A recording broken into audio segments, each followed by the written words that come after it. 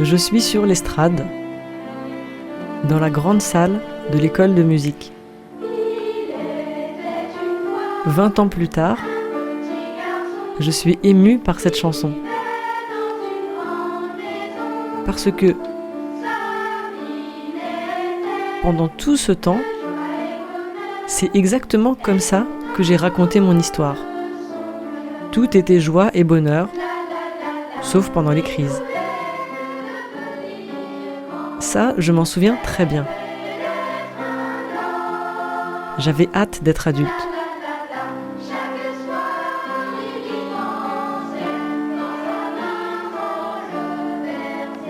D'échapper enfin à tout ça.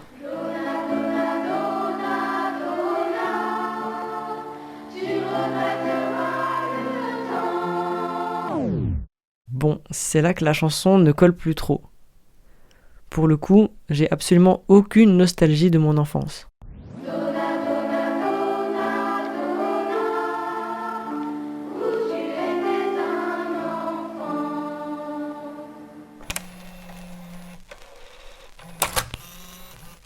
Parce qu'il n'y a pas de calme avant la tempête. Parce que juste la peur d'une tempête, elle détruit tous les moments de calme. Je pense que je suis plus à l'aise quand il est posé en fait. Enfin, quand tu poses le micro, sinon tu sais, ça me fait. Je sais pas, il y a un truc qui me. Oui, c'est vrai que quand t'es obligé d'avoir la pochette. Ouais, mais je vais essayer de faire comme ça, tu sais, quand tu le posais comme ça, j'étais plus à l'aise quoi. Voilà. Oui, je comprends. Ouais. Voilà.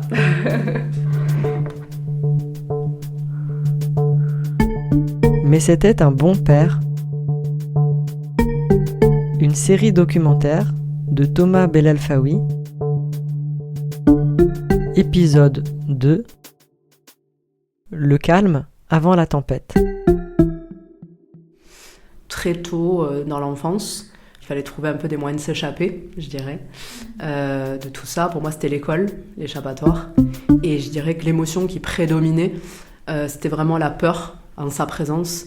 Mais même quand il n'était pas là, mais surtout en sa présence.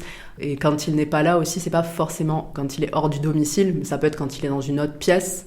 Et que pour me soulager un petit peu, je vais parler avec par exemple ma mère de ce qui est dur, etc., à vivre avec lui, et je vais avoir peur qu'il arrive par surprise en fait. Donc voilà, c'est l'anticipation chronique, si je puis dire, qui était compliquée à gérer étant enfant.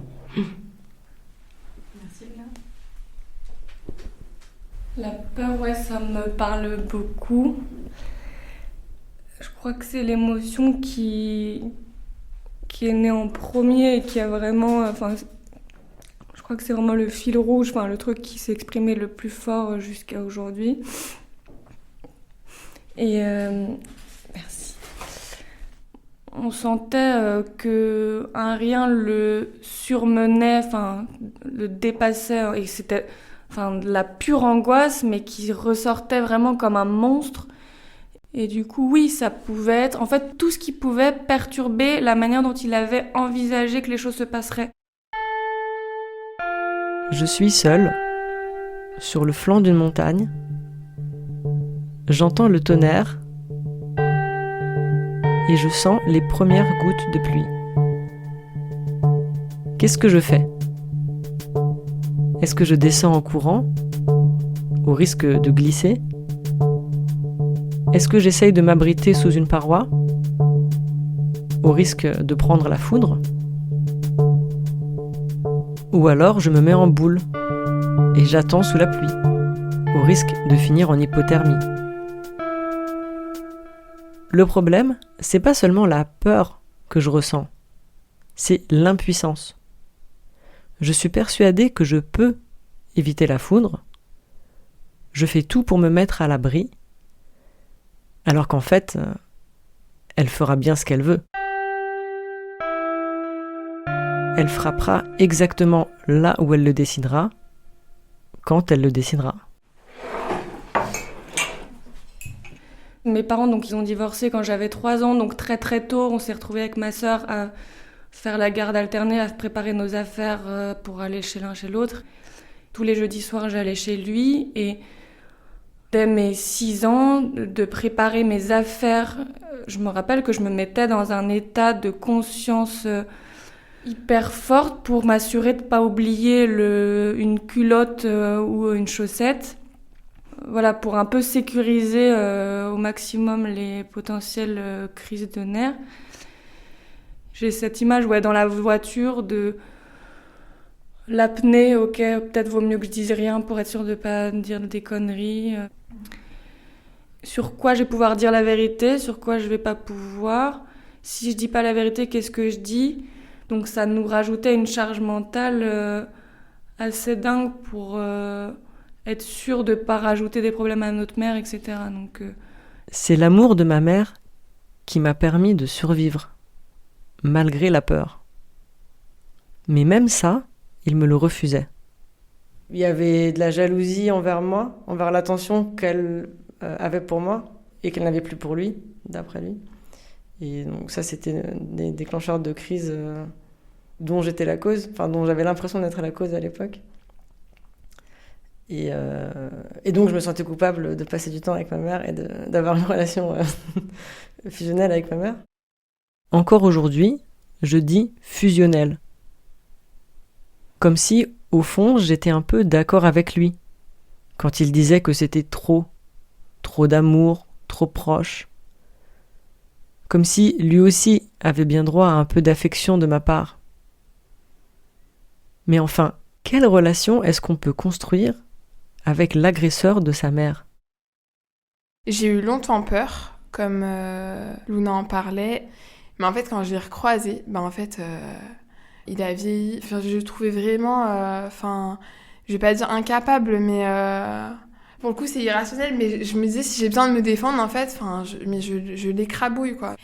C'est justement le fait que j'ai été confrontée à lui par surprise qui a fait que du coup maintenant j'ai plus cette peur de le croiser. Par contre moi j'ai coupé les ponts avec mon père, c'est-à-dire qu'il a pas mon numéro de téléphone. Si je le croise dans la rue, je ne lui dis pas bonjour, je ne tourne pas ma tête, je trace ma route. Merci. Thomas, vous voulez partager ? Ouais, on n'a jamais réussi à construire une relation. Moi, je faisais semblant, j'avais l'impression de jouer un rôle avec lui jusqu'à sa mort, en fait. Le rôle du bon fils, qui fait le minimum attendu de lui, de moi. C'est-à-dire aller le voir de temps en temps, mais en fait, lui, il était débordant de gestes d'affection et de paroles affectueuses et de « je suis la personne la plus importante pour lui », comme enfant, d'ailleurs un enfant comme adulte. Ça me crispait complètement et évidemment, je ne lui rendais pas ces paroles, mais en plus, j'étais incapable d'émotions affectueuses à son égard.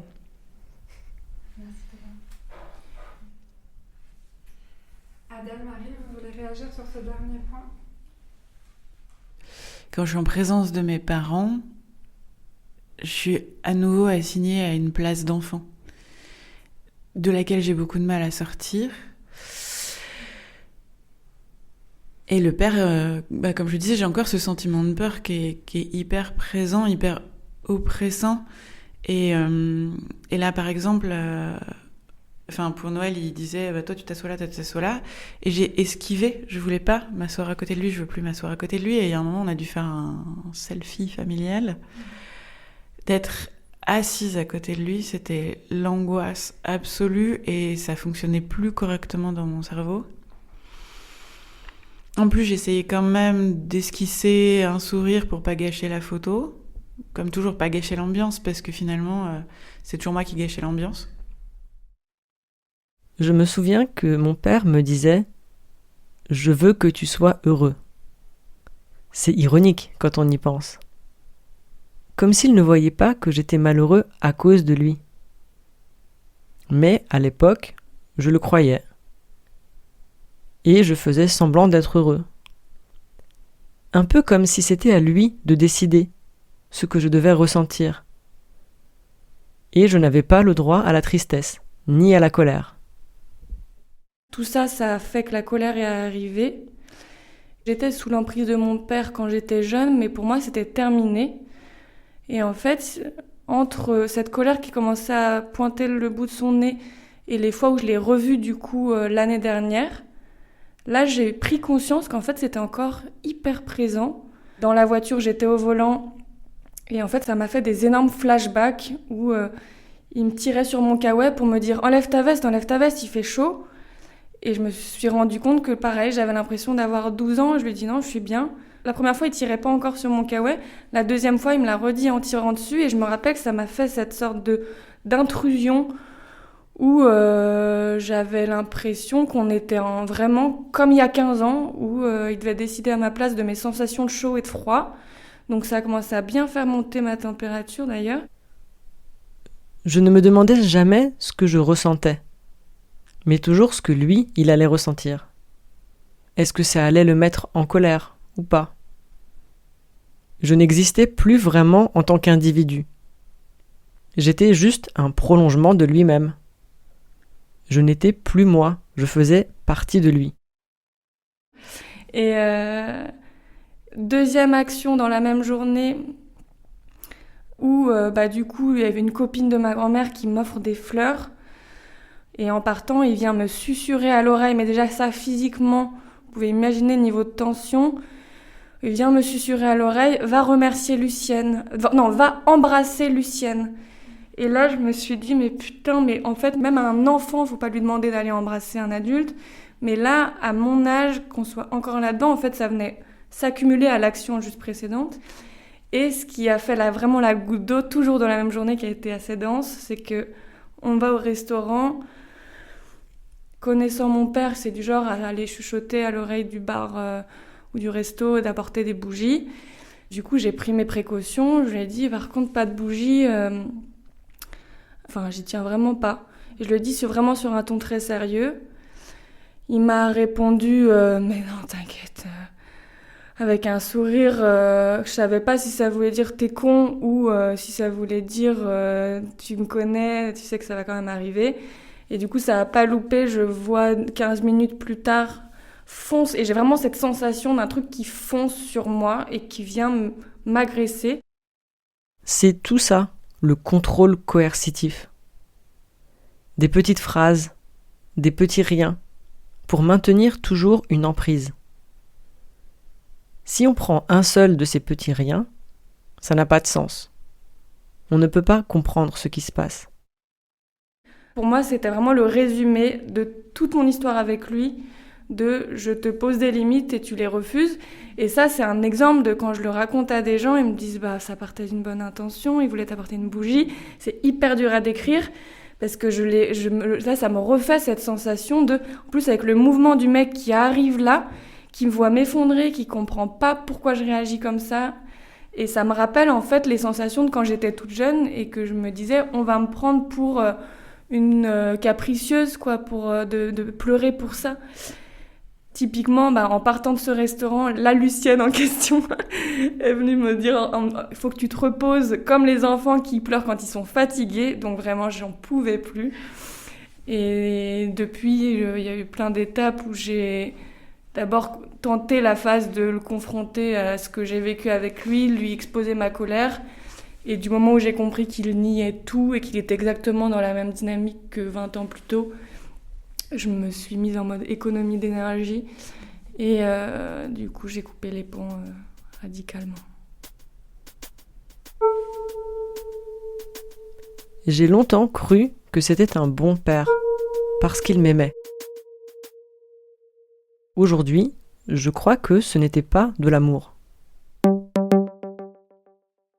Ça m'a fait du bien de lire Bell Hooks il y a 2 semaines à propos d'amour, qui enfin pose justement le fait que ce n'est pas possible de faire cohabiter amour et violence, que c'est soit l'un soit l'autre. Et c'est vrai que j'ai baigné dans ce truc-là il y a de la violence mais il y a aussi de l'amour. Et même si c'est à débattre le truc très binaire de c'est ou l'un ou l'autre, moi ça m'aide vachement à arrêter de relativiser du coup et à me dire en fait il y avait une intention d'amour pour moi mais il n'y arrivait pas et il n'a pas réussi parce que il y avait de la violence. Et ça, j'ai essayé d'en parler avec ma mère qui est encore un peu dubitative et c'était dur à entendre parce que ses propres parents étaient violents avec elle et qu'elle veut pas entendre que ses propres parents l'ont pas aimée. ce que je comprends complètement, mais du coup c'était intéressant de le poser sur le tapis. Pour aimer quelqu'un, il faut d'abord accepter que c'est un être différent de soi, pas une partie de soi-même. On ne peut pas aimer et posséder. Il n'y a pas d'amour possible dans la violence. Il n'y a pas de calme avant la tempête. Pourtant, c'est quand même cette histoire-là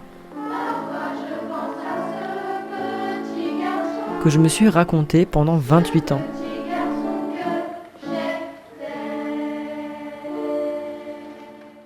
Comment c'est possible ? Alors oui, il y a le fait que je n'avais pas le droit d'exprimer mes émotions et que j'avais même du mal à les ressentir. Mais est-ce que ça suffit à tout expliquer ? Qu'est-ce qui s'est passé quand j'ai essayé d'en parler autour de moi ? Quelles ont été les réactions des autres ?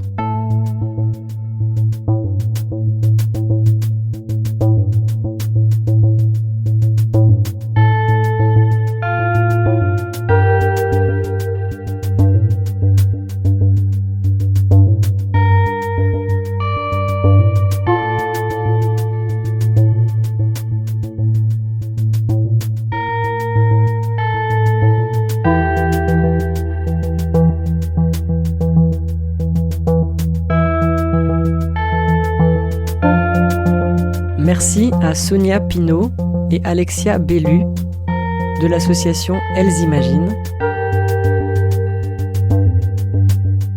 Merci à Adèle, Luna, Marine et Maya. Et merci à vous pour votre écoute.